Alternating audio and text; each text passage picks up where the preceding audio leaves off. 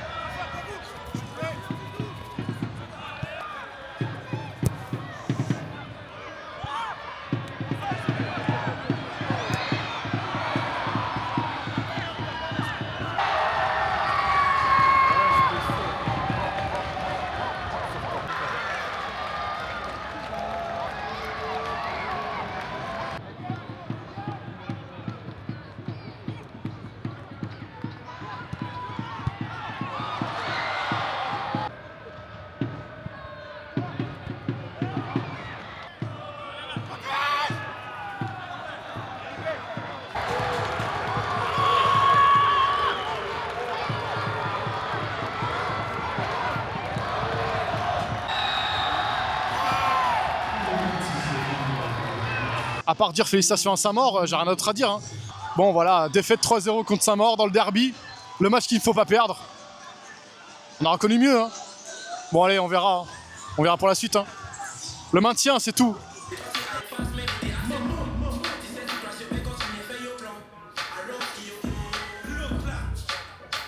Yo, on se retrouve ici, on est dans un nouveau stade qu'on n'a pas encore fait, qui est le stade Clairville à Ivry-sur-Seine. Et oui, parce qu'ils sont qualifiés pour le 7e tour de Coupe de France. Et ils ne jouent pas contre n'importe qui en plus, ils vont jouer le 6e de Ligue 2, le Mans FC. Véritable surprise de ce début de saison de championnat. Bon, évidemment, on ne parle pas du Red Star, parce que eux, ils vont jouer dans le Nord, comme les Lusitanos Saint-Maur, qui vont jouer en banlieue d'Amiens. Ceux qui nous ont battus un peu trop souvent. Mais bon, voilà, on va pas forcément parler de Créteil maintenant, parce qu'il y a beaucoup trop de choses à dire sur Créteil. On va plutôt se focus sur Ivry, qui avait déjà réalisé un exploit plus tôt en Coupe de France, lors du 5e tour, où ils avaient battu le FC Versailles, qui était premier de National 1 à l'époque, et qui maintenant, depuis cette élimination en Coupe de France, rien ne va à Versailles, en espérant qu'il y ait la même issue pour Ivry ce soir. Allez, c'est parti.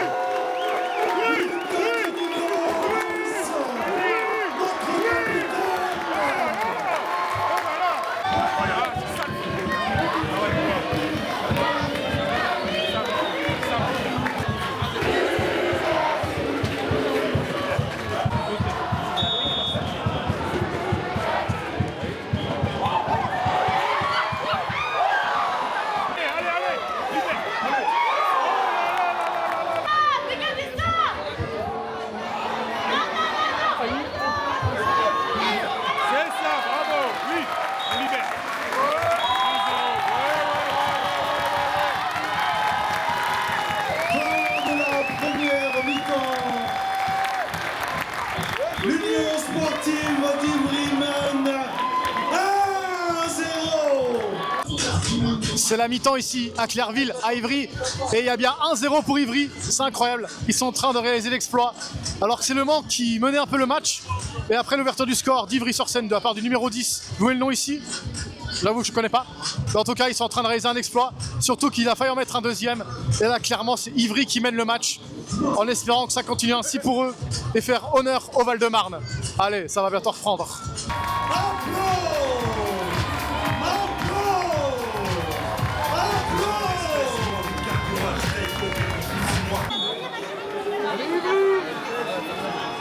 Y a rien. Mais non. Oh là là. Vous n'avez rien montré, ils n'ont rien fait. Bien joué. Très bien. Très bien. Merci. Bien joué les gardiens. Super ça. Voilà, tu rassures la défense. C'est ça, c'est ça. Allez, allez, allez, allez, allez, allez, allez, allez. Allez, allez, ça passe. Ça passe. Mais c'est le football. Moi, je trouve ça bien. Pas de faute ici, pas de faute ici. Oui, papa. Allez, allez, allez, allez, allez. Oh, trop bon. Plus fort.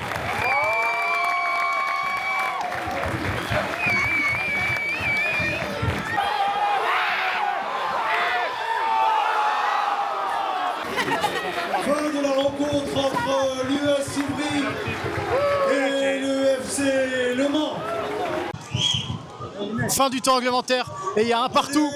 Malheureusement, Ivry a concédé un but contre leur camp. Et là, ça va avec les tirs au but. Allez, on croise les doigts pour Ivry.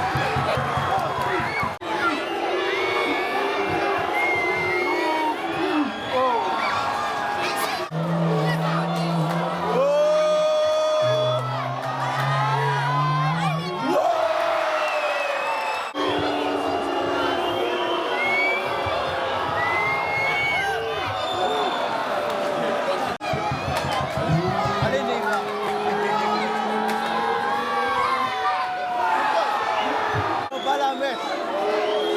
Il va la chercher. Va la chercher.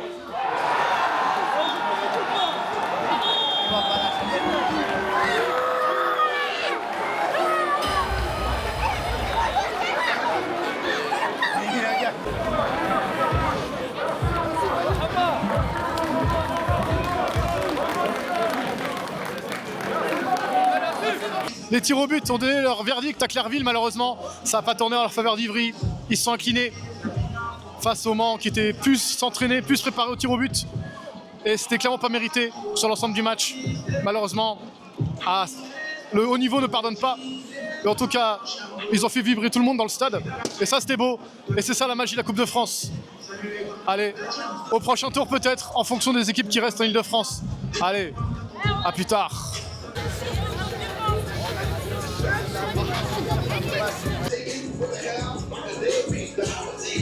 Yo, on se retrouve 2 semaines après la Coupe de France, entre Ivry et Le Mans, pour de nouveau de la Coupe de France. Et là, on est à Torcy. On est de retour à Torcy. Ceux qu'on est allés voir au 3e tour dans ma ville, à Villiers. Et là, cette fois, ils sont contre le Stade de Reims, le finaliste de la Coupe de France l'an dernier, qui compte des sacrés joueurs dans son équipe, comme l'international maltais Teddy Thomas, ou le vainqueur de la Coupe de France 2022 avec le FC Nantes, Nicolas Palois. Sacrée équipe en face, même si la forme n'est pas ouf pour Reims. Il s'est imposé 1-0 au tour précédent, alors que Torcy est allé faire l'exploit à Avion, autre club de N3 à l'extérieur de se qualifier. Donc un gros match en perspective. Allez, c'est parti. Merci beaucoup, on compte sur vous. Torcy, un peu sur vous. Merci, monsieur le président.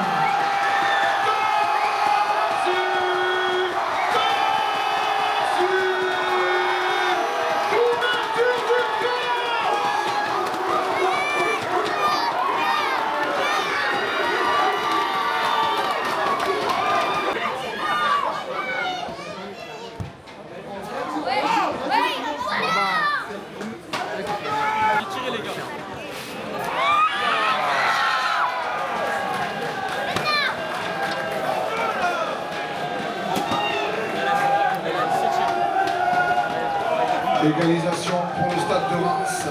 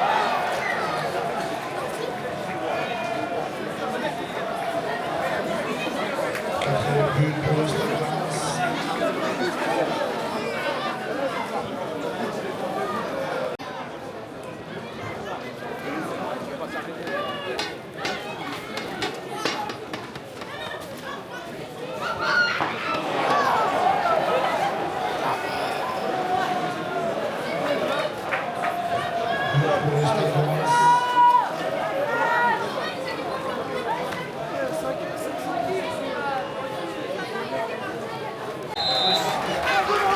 Et c'est la fin de ce match. La logique sportive a été respectée malheureusement.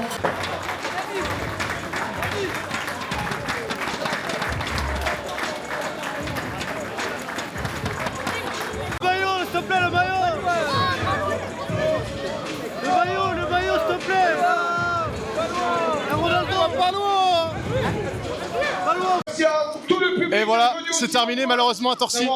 Défaite 5-1. La logique a été évidemment respectée, même si au début on y a cru avec cette ouverture du score de Torcy. Mais après Reims a largement repris le pouvoir avec de nombreux buts. Et le parcours continue pour les Rémois qui étaient en finale l'an dernier et qui vont regoûter au 32e de finale. On espère qu'il y aura d'autres clubs franciliens qui pourront se qualifier. Je sais que Saint-Maur est encore en train de se qualifier. On va voir ce que ça va donner. On croise les doigts.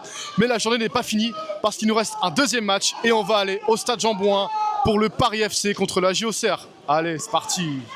Ah oui, comme je l'ai dit, la journée se poursuit et on est bien au stade Jean-Bouin pour la confrontation entre le Paris FC et la JOCR. La série pas forcément très favorable au Paris FC qui a perdu deux de ses 3 derniers matchs à domicile contre Nantes et Rennes et un match nul contre l'Olympique Lyonnais. Et là, la JOCR, c'est peut-être le moment de se reprendre parce que la JOCR est très mal en points. Ils sont derniers de Ligue 1. Ce n'est plus du tout comme la saison dernière. Ils sont plus comme avant. Ça risque d'être un match un peu tendu entre les deux, à part si le Paris FC arrive à se débloquer rapidement.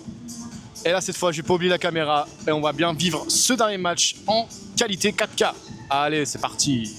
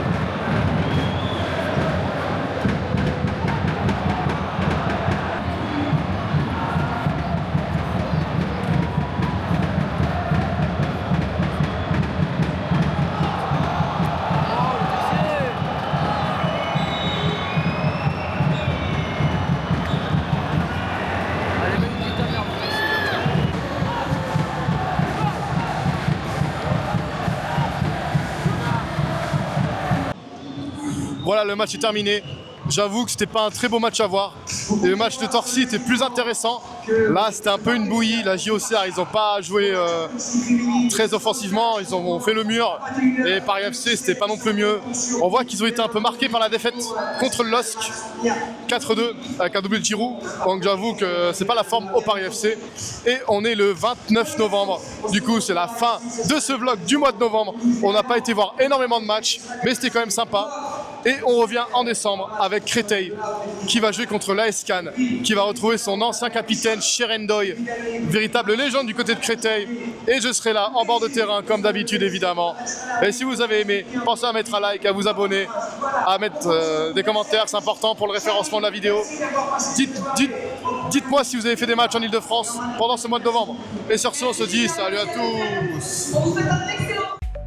Si t'es encore là, tu peux regarder mes autres vidéos. Soit des vidéos sur les maillots, soit sur le gradamping. C'est comme tu veux.